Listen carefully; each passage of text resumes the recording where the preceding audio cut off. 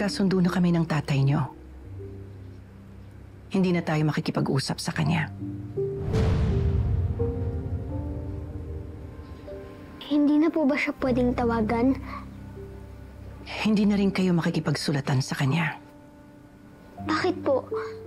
Sinabi na naman po ba ng asawa niya na bawal?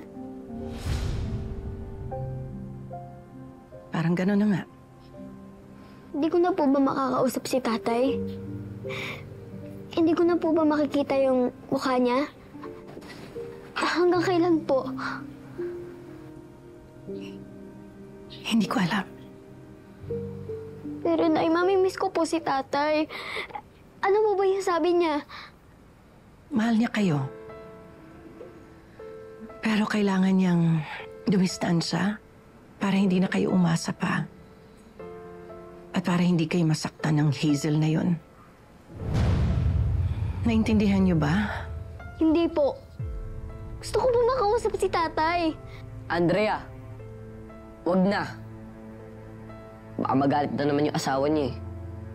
Paano tayo, kuya, ha? Paano tayo? Wala na tayong tatay? Eh, ganun na nga. May bago na siyang pamilya eh. Magkaka-baby pa. Di na siya babalik.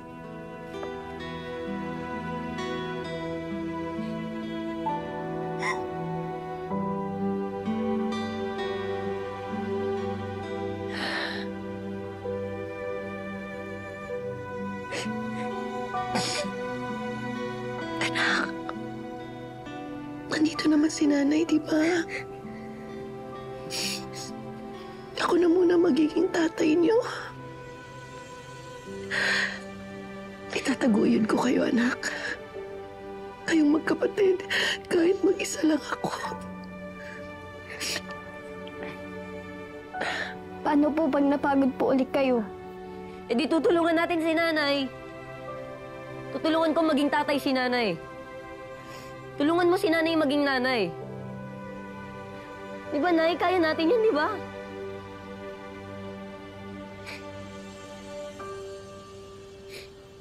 Basta kasama ko kayo, kakayanin ko. Pangako, gagawin ko ang lahat.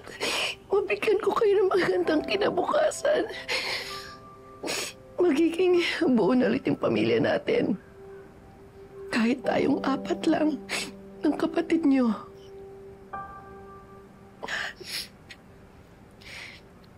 Love you, Nay. Love you, nanay.